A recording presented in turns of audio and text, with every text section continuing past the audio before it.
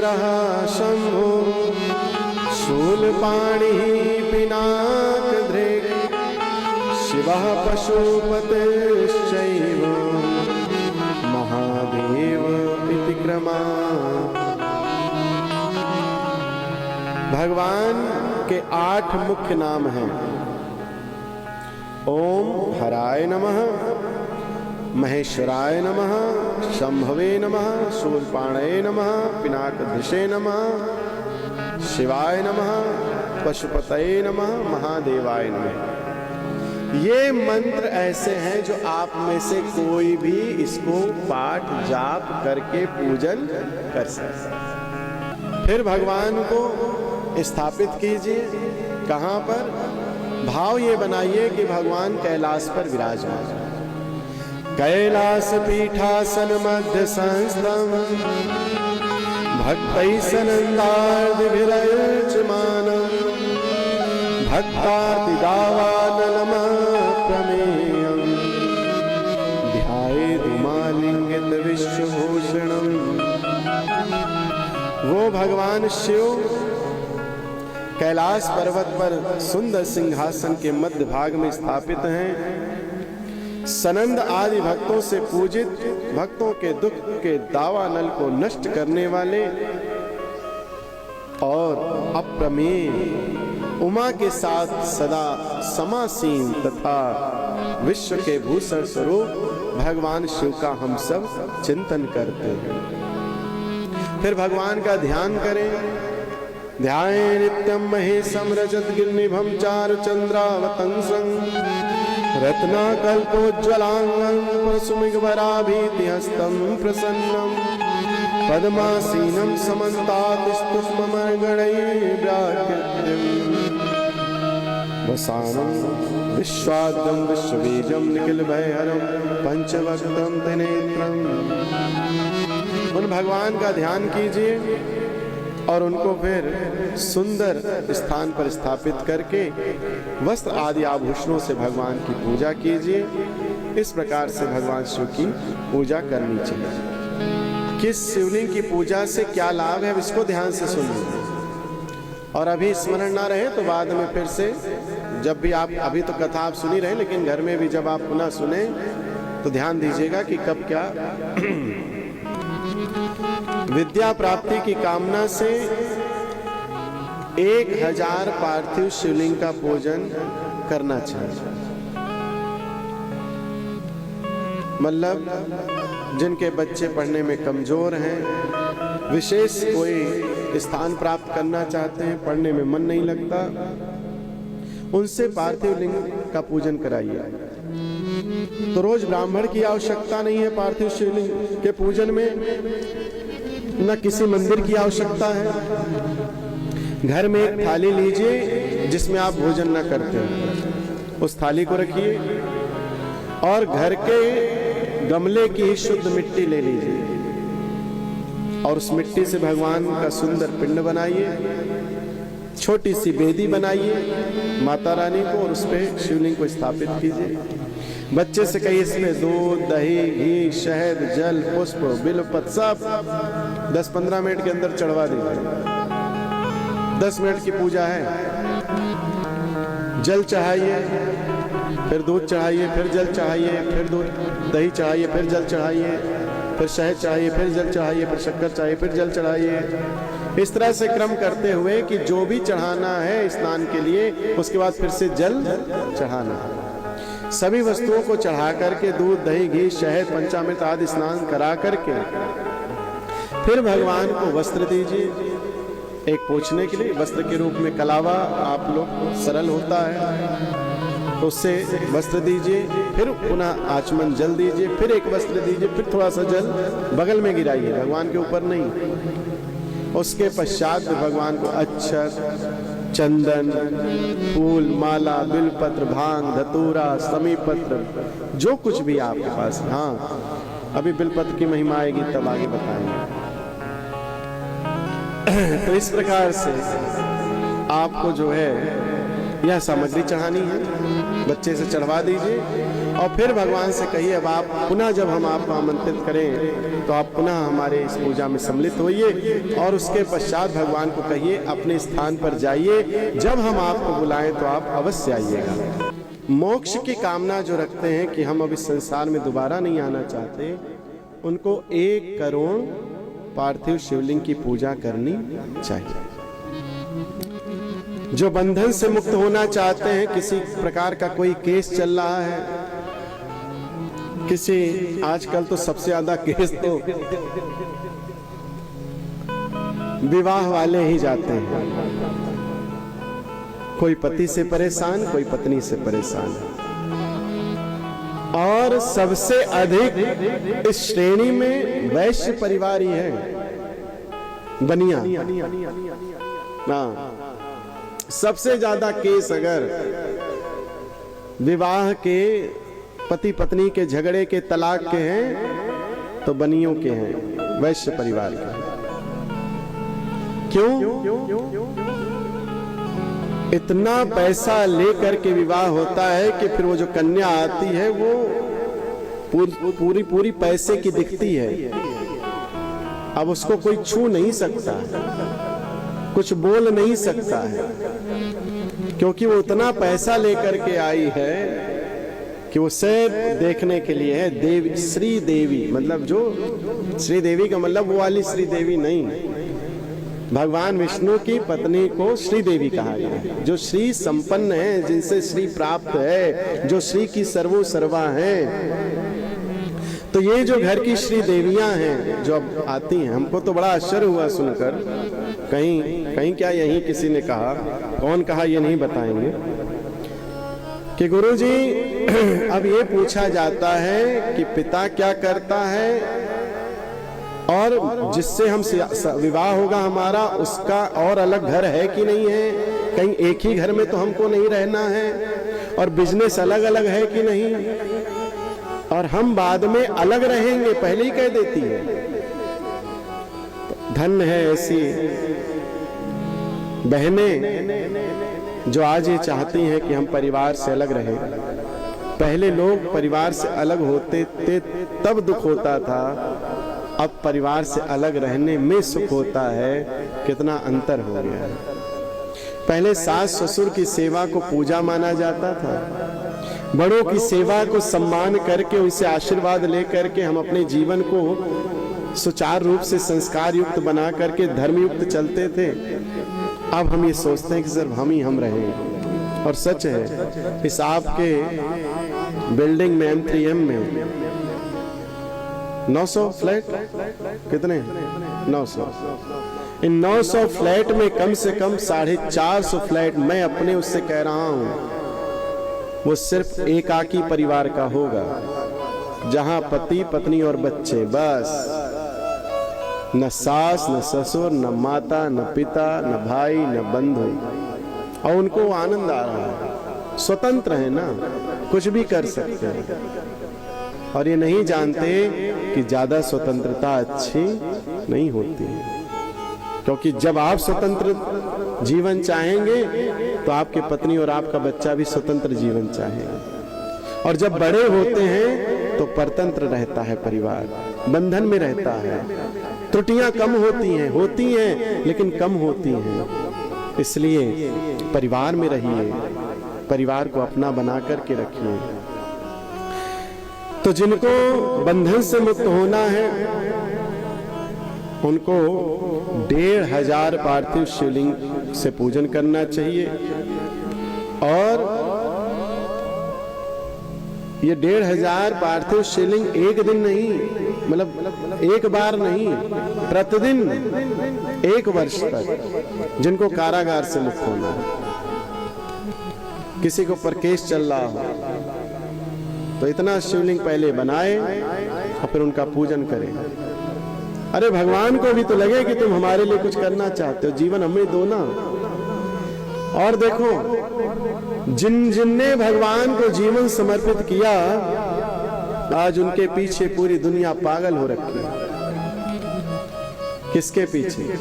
सबसे ज्यादा बाबाओं के पीछे पागल है दुनिया, संतों के पीछे भाग रही है। और इन्होंने क्या किया? कुछ नहीं किया, खाली अपने जीवन को भगवान को दे दिया। हमने सब कुछ छोड़ा, तब सन्यास पाया, और सन्यास पाने के बाद कुछ भी ऐसा नहीं है जो तुम्हारे पास और हमारे पास नहीं। पत्नी बच्चे छोड़ दो, वो तो हम ब्याह नहीं किए तभी सन्यासी हुए, लेकिन जो तुम्हारे पास है वो हमारे पास भी मिलेगा। तुमसे ज्यादा ऐश्वर्य है, तुमसे ज्यादा प्रतिष्ठा है, तुमसे अधिक लोग हमें जानते हैं, तुमसे अधिक धन की व्यवस्था है। जितना शिष्य परिवार है उनके सबके धन हमारे ही तो हैं, और किसके? ऐसे ही हमारे पास जो स्वरूप है, जो स्वभाव है, जो व्यवस्था है, वो हमने जब सब कुछ भगवान को दिया तो भगवान ने बदले में हमको सब कुछ दिया। ऐसे ही जब हम भगवान को सब कुछ समर्पित करते हैं तो तुमको भी भगवान उतना ही देंगे जितना हमको देते हैं, उसमें भगवान कमी नहीं करेंगे। एकता सर्वदानानि व्रतानि विधिनानि च तीर्थानि नियमाय ज्ञा लिंगार्चा चैकता स्मिता। एक और सारे दान, भूमि दान, अन्न दान, ज्ञान दान, तीर्थ में जाकर के किया हुआ दान, स्वर्ण दान, सब दान एक तरफ, सब व्रत एक तरफ, और एक तरफ सिर्फ भगवान की पार्थिव शिवलिंग की पूजा। अरे प्लास्टिक की गैया का दान मत किया करो। प्लास्टिक की गैया मतलब 100 रुपया का, 500 रुपया का, 1100 रुपया का जो गौदान करते हो, उससे कौन सी गैया आएगी? प्लास्टिक वाली। असली गैया आएगी क्या? लेकिन जब गौदान के लिए ब्राह्मण देवता कहते हैं तो कितना रुपया निकलता है? 500 रुपया में तो तुम्हारे बच्चे का खिलौना प्लास्टिक का नहीं आता, उसको भी 2-4 हजार वाला खिलौना चाहिए कम से कम। हाँ, हमको कोई चिंता नहीं, हम तो भरद्वाज जी जानते हैं और इनको भी पता है, राकेश जी को भी, अब कि हम पैसा लेके कथा नहीं करते हैं, वरना तुम हमको कुछ दे पाओगे। बिना भस्म त्रिपुंड्रेण बिना रुद्राक्ष मालया बिल्व पत्रम विना नैव पूज्य शंकरम बुधा। बिना भस्म का त्रिपुंड लगाए या भस्म लगाए, बिना रुद्राक्ष की माला को धारण किए और बिना बिल्व पत्र के किया हुआ शिव का पूजन अधूरा रह जाता है, पूर्ण नहीं माना जाता। यानी 100 में से 100 नंबर नहीं मिलेंगे, लेकिन कुछ तो मिलेगा। अगर ये नहीं है तो कुछ मिलेगा, ऐसा मत समझ लेना कि नहीं मिलेगा, कुछ मिलेगा। लेकिन पूरा लेना है तो भस्म आवश्यक है। भस्म ना मिले तो क्या करें? कहीं की भी मिट्टी को उठाइए, तुलसी की मिट्टी उठा लीजिए, बिलपत्र। हाँ, कहते हैं बेल का पेड़ घर में नहीं लगाना चाहिए। कौन मूर्ख कहता है? सीधे हम बोले, कौन मूर्ख कहता है? और जो कहता है उससे पूछो, तुमने शिव महापुराण पढ़ा है? घर के द्वार पर बिल्व पत्र नहीं लगाना चाहिए, घर के द्वार पर समी पत्र नहीं लगाना चाहिए, घर के आंगन में, घर की छत पर, गमलों में बिल्व पत्र, समी पत्र और तुलसी पत्र को लगाना चाहिए। इनकी पूजा करनी चाहिए, रोज दीपक दिखाना चाहिए। समी पत्र भगवान विष्णु के स्वरूप में पूजे जाते हैं, बिल पत्र भगवान महादेव के रूप में पूजे जाते हैं, तुलसी मैया साक्षात जगदम्बा के रूप में पूजी जाती हैं। इन तीनों का नित्य पूजन, अर्चन, दीप दान करते रहना चाहिए। इसलिए मिट्टी से लगा ले। अच्छा भैया, मिट्टी भी ना मिले कहीं तो कैसे लगाएं? जल लीजिए, जल में भगवान का नाम लीजिए और फिर उस जल का त्रिपुंड लगाएं। ठीक है? किसी को लगता है अरे बाहर वाला देख के कहेगा नया नया बाबा बन गया। अच्छा, मुसलमानों को नहीं कहेंगे जब टोपी लगा के घूमेगा कि नया नया मुसलमान बन गया। हिम्मत नहीं तुम्हारी। लेकिन तुम्हारे पड़ोसी अगर बगल में चंदन लगा कर निकल जाए, देखो नया नया बाबा भगत बन गया है, अपमान करते हैं लोग। निर्मला माता जी, बस करो, अभी कथा सुनो, उससे अधिक आवश्यक कथा है अभी। इनका मन बहुत निर्मल है।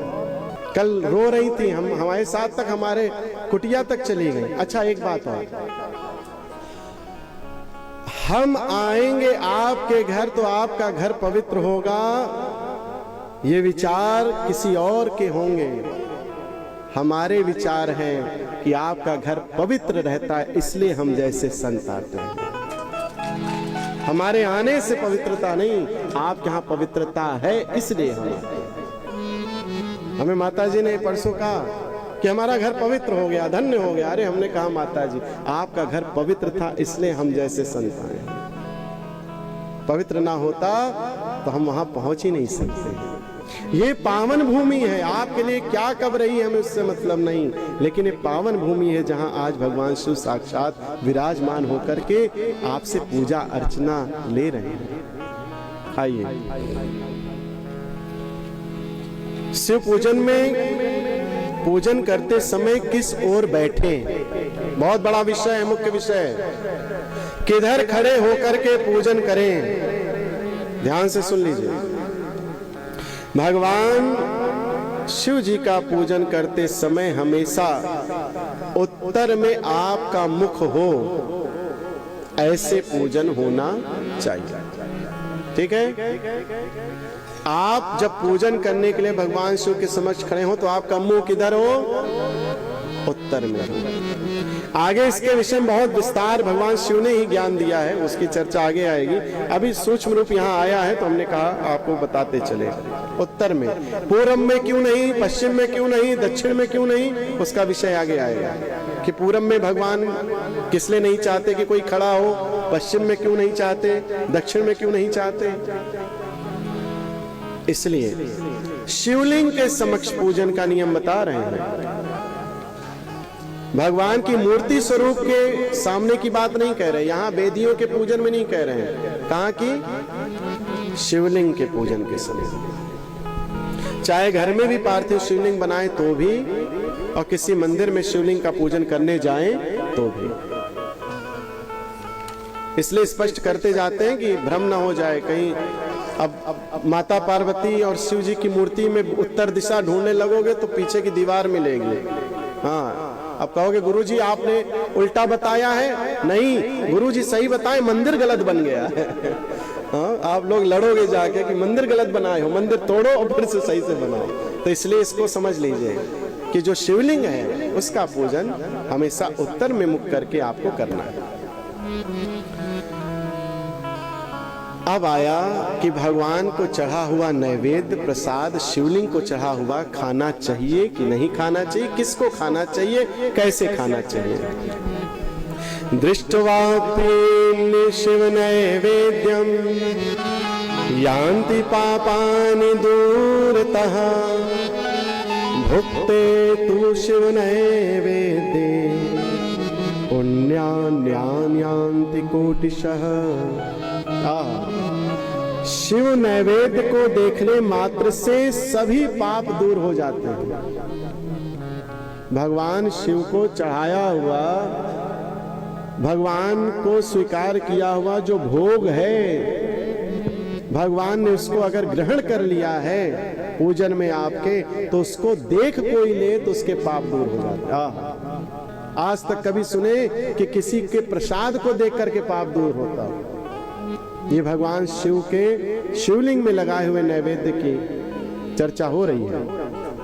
और अगर इसको प्रसाद पा लिया जाए तो एक जन्म नहीं करोड़ों जन्म के पाप उसके दूर हो जाते हैं। तो बोले गुरुजी उसके बाद फिर हमको भोग क्यों मिलता है, दुख क्यों मिलता है? तुम्हारे पाप दूर होते हैं करोड़ों जन्मों के, लेकिन तुमने फिर जब जो पाप कर दिया, जो तुम्हारा मन शुद्ध नहीं है उस प्रसाद को ग्रहण करने में, जो तुम्हारा मन पवित्र नहीं है उस शिव जी के पूजन को करने में, वो तुम्हारा जो मन नहीं लगा भगवान में, तुम्हारी सच्ची श्रद्धा नहीं लगी, जो तुम्हारा भगवान के प्रति समर्पण नहीं हुआ और जो भगवान में तुम्हारा विश्वास नहीं हुआ, इसके कारण से तुम्हारे करोड़ों जन्म के पाप वैसे के वैसे बंध जाते हैं। पहले विश्वास हो कि भगवान को लगा भोग भगवान अमृत रूप से है, इसको ग्रहण करेंगे तो हमारे सारे दुख दूर हो जाएंगे। इसलिए करोड़ों जन्म के पाप स्वतः नष्ट हो जाते हैं और पुण्य उदित हो जाते हैं। यद गृहे शिव नैवेद्य प्रचारोऽपि प्रजायते तद्गृहं पावनं सर्वं मन्ये पावन कारणम। जिस घर में शिव जी को भोग लगाया जाता है और अन्यत्र से शिव जी को समर्पित नैवेद्य प्रसाद के रूप में घर में ले आया जाता है, वो घर भी पवित्र हो जाता है और अन्य को भी पवित्र कर देता है। शिव नैवेद्य को यानी प्रसाद को पाने के बाद कोई ये कहे कि हम बाद में खाएंगे, ये अपमान है। आगतम शिव नैवेद्यम अन्यदा ग्राह्यमेत्यपि विलंबे पाप संबंधो भवत्येव हि मानवः। आए हुए शिव नैवेद्य को दूसरे समय ग्रहण करूंगा, ऐसी भावना जो करके मनुष्य उसे ग्रहण करने में विलंब करता है, उसको पाप लगता है। भोजन में प्रसाद पाओ तो तुरंत ग्रहण कर लो, और अगर नहीं पा रहे हो तो आंचल से या किसी वस्तु से उसको जो है कपड़े से ढक लीजिए, कोई देखे ना, दृष्टि ना पड़े, और फिर अपने घर ले जाइए, प्रसाद पा लीजिए, परिवार को बांट दीजिए। लेकिन प्रयास कीजिए सबसे पहले प्रसाद पाते ही मत्थे से लगाकर घर ले जाकर पहले सबसे पहले प्रसाद ही ग्रहण करना चाहिए। और शिव दीक्षान्वितो भक्तो महाप्रसाद संज्ञकम सर्वेषामपि लिंगानां नैवेद्यम भक्षयेत् शुभम। इतना ही नहीं, शिव दीक्षित भक्त समस्त शिवलिंगों के लिए समर्पित महाप्रसाद शुभ शिव नैवेद्य को खा सकता है। जिसने भगवान शिव जी के मंत्र की दीक्षा ली है वो सभी चढ़े हुए नैवेद्य को, भगवान के निकट चढ़ाए हुए भोग को ग्रहण कर सकता है। लेकिन कहां कहां का नहीं खाना चाहिए उसकी चर्चा आगे आएगी, इसको समझ लीजिए। अगर कोई शिव दीक्षा नहीं ले रखा है, किसी और से दीक्षा लिया है किसी और मंत्र की, तो वो क्या करे? शालग्रामोद्भवे लिंगे रसलिंगे तथा दुजाः पाषाणे राजते स्वर्णे सुर सिद्ध प्रतिष्ठिते। शालग्राम में उत्पन्न शिवलिंग, भारत का शिवलिंग, पाषाण शिवलिंग, पत्थर से निकला हुआ, चांदी का शिवलिंग, सोने का शिवलिंग, एवं किसी साधु संत देवता मनुष्य को द्वारा जो सिद्ध संत हैं उनके द्वारा स्थापित शिवलिंग, इनके ऊपर चढ़ाए हुए नैवेद्य को जो भक्षण करता है उसको चंद्रायण व्रत का फल प्राप्त होता है। अगर कोई शिव दीक्षा नहीं लिया है तो उसके लिए है कि वो अपने भगवान विष्णु को उस प्रसाद को स्पर्श कराए, और फिर शिवलिंग जो ज्योतिर्लिंग है उनके प्रसाद में सबका अधिकार है। लेकिन जहां चंड ने स्थापित किया हो जिस शिवलिंग को, किसी जो है शूद्र द्वारा स्थापित हो शिवलिंग, या किसी अधम जैसे रावण के द्वारा स्थापित लिंग, ऐसे कुछ राक्षसों के द्वारा भी स्थापित शिवलिंग हैं इस पृथ्वी पर, उनके द्वारा स्थापित शिवलिंग पर वहां पर चढ़ाया हुआ नैवेद्य पहले विष्णु भगवान के शालग्राम शिला को या फिर किसी जो है विष्णु प्रतिमा को या फिर तुलसी अगर गल में पहने हैं तो तुलसी से स्पर्श करा दीजिए, और नहीं तो भगवान का नाम लेकर पहले विष्णु जी को अर्पित करके और फिर स्वयं ग्रहण करें। बाणलिंगे चलो हे च सिद्धे लिंगे स्वयं भुवि प्रतिमासु च सर्वासु ना चंडोधिकृतो भवे। बाणलिंग, लौहलिंग, लोहे के बनाए हुए धातु का लिंग, पत्थर से बनाया हुआ लिंग, सिद्धलिंग, स्वयंभू ज्योतिर्लिंग, इन समस्त प्रतिमाओं में चंड का अधिकार नहीं होता है। यानी इसका स्पर्श हुआ भी नैवेद्य, यानी महाकाल जाएं, काशी विश्वनाथ जाएं, वैद्यनाथ जाएं, भीमा शंकर जाएं, रामेश्वरम जाएं, मल्लिकार्जुन जाएं, से जहां जाना है वहां जाइए। जब ज्योतिर्लिंग का दर्शन करने तो वहां पर अगर पिंड के ऊपर भी शिवलिंग चढ़ा, शिवलिंग के ऊपर भी अगर नैवेद्य चढ़ा है, पत्र पुष्प चढ़ा है और ब्राह्मण ने उठा के दे दिया तो उसको आप स्वीकार कीजिए, प्रसाद रूप से ग्रहण कीजिए। उसमें आपका पूर्ण रूप से अधिकार है, उसका आपको पूर्ण लाभ प्राप्त होगा। आग्रहम शिव नैवेद्यम पत्रम पुष्पम फलम जलम शालग्राम शिला संगात सर्वम याति पवित्रताम। जिन नैवेद्य को ग्रहण नहीं करना चाहिए उनके लिए वही लिखा है कि शालग्राम से उनको स्पर्श करा दीजिए और उसके बाद उनको प्रसाद रूप से ग्रहण कीजिए। शिवलिंग के ऊपर जो बिल्कुल ऊपर जो द्रव्य चढ़ाया जाता है उसको कभी नहीं स्वीकार करना चाहिए। जो लिंग से स्पर्श से बाहर रखा गया हो, ये आपके पूजन की बात बता रहे हैं, जो आप लोग अपने शिव मंदिर में जाकर करते हैं या घर में शिवलिंग पार्थिव लिंग में करेंगे या फिर किसी और मंदिर में करेंगे। द्वादश ज्योतिर्लिंग की बात नहीं हो रही है, ठीक है, समझ रहे हो? तो वहां अगर कोई प्रसाद सबसे ऊपर भगवान के शिवलिंग के सिर पर है या भगवान शिवलिंग के लिंग से स्पर्श है, लड्डू है, पेड़ा है, अमरूद है, बर्फी है, तो उसको स्वीकार नहीं करना चाहिए। तो उसको क्या करें? अगर ब्राह्मण ने दे दिया तो उसको प्रणाम करिए, प्रणाम करके किसी भिक्षा मांगने वाले को, किसी और को अन्न ले जाकर दे दीजिए या फिर घर में लाकर वही शालग्राम को स्पर्श करा करके ग्रहण कर लीजिए। बोले शंकर भगवान की। बिल्व पत्र के विषय में आया है कि महादेव स्वरूपोऽयं बिल्वो दैवैरपि स्तुतः यथा कथंचित् देतस्य महिमा ज्ञायते कथम। बिल्व वृक्ष जो बेल का पेड़ है, वो बेल का पेड़ साक्षात भगवान महादेव हैं। समझ गए? जो बेल का पेड़ है वो शिव जी हैं साक्षात। उसी रूप से, जिस रूप से आप शिवलिंग का पूजन करते हैं, भगवान शिव का पूजन करते हैं, आप सिर्फ बिल्व पेड़ का भी उसी रूप से अगर पूजन करने लगे तो आपकी पूजा भगवान शिव को ही जाकर समर्पित होगी। इसलिए बिल्व पत्र को, बिल्व वृक्ष को प्रणाम करना चाहिए, जल देना चाहिए, धूप दीप दिखाना चाहिए, नैवेद्य का भी भोग लगाना चाहिए, आरती करके भगवान को प्रणाम करके और उसको अपने लिए भगवान का स्वरूप मान करके शरणागत होकर के प्रणाम करके आशीर्वाद प्राप्त करना चाहिए।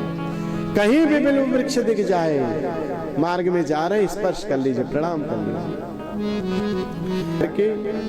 संसार में जितने भी तीर्थ प्रसिद्ध हैं, पूर्ण तीर्थानि यावन्ति लोकेषु प्रथितान्यपि तानि सर्वाणि तीर्थानि बिल्वमूले बसन्ति।